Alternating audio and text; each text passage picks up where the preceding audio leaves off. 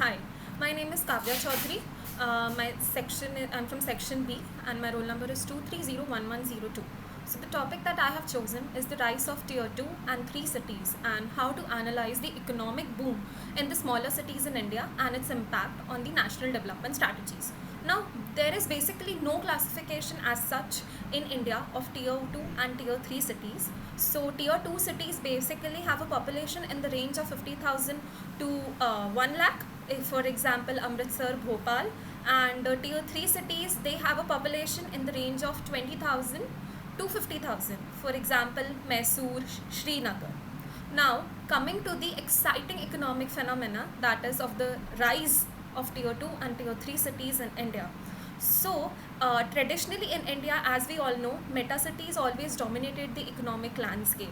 But now there has been a shift, and these smaller cities are witnessing a boom which is impacting the national development strategy. Now, coming to the factors. So, there is one Act 1, that is the engine of growth. So this basically gives you a cost advantage because tier 2 and 3 cities, they basically live on low cost of living and doing business. So this basically attracts the companies to seek and expand or relocate according to them. And startups recently, they are finding a fertile ground with affordable office spaces in these cities, and they are able to expand and save cut cost. Now coming to the labor force that is present in these cities. So these cities are basically nowadays considered as a growing pool of skilled economic professionals, and universities and training centers are basically eager to contribute to educate them, and the talent pool is also less saturated now. So as these two cities will boom, the economic activity will also boom.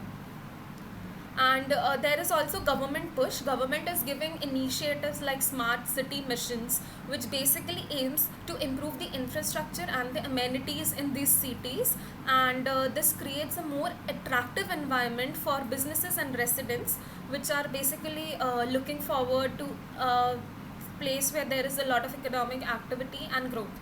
Now coming to the second act, which is a ripple effect across the nation. Now basically it's a balanced development. So this economic boom which is happening in the smaller cities will help us bridge the gap between urban and rural India, and it will also reduce the pressures which our meta cities are facing in India, and it will lead to a more balanced sort of national development strategy. Now even the rising income in these cities, they create a large customer base, because as we all know, even in tier 2 and tier 3 cities, a lot of population lives, and this will basically fuel the domestic demand, giving a much needed push to various cities across the nation. And since there are low barriers to entry in these cities, it basically encourages our young aspiring business people to establish there, and also creates employment opportunities there, and they also are able to cut down the cost because they'll get cheap land and cheap labor, basically cheap resources. Now coming to the challenges that we face. So there is, as we all know, an infrastructure gap, because even there is a boom, the tier 2 and tier 3 cities, they need to catch up for the infrastructure development to actually match with the economic growth, that is the activity like efficient transportation, power supply, communication networks. These are crucial for sustained growth. And also, as we all know, skilled workforce exists, because there is a need for specialized training to train these people, so that we can bridge the gap in the skill. So now, concluding, the rise of tier 2 and tier 3 cities in India, it presents a golden opportunity by addressing the existing challenges.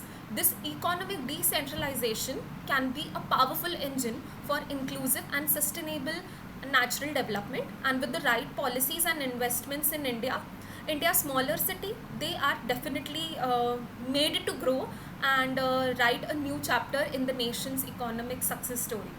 Thank you.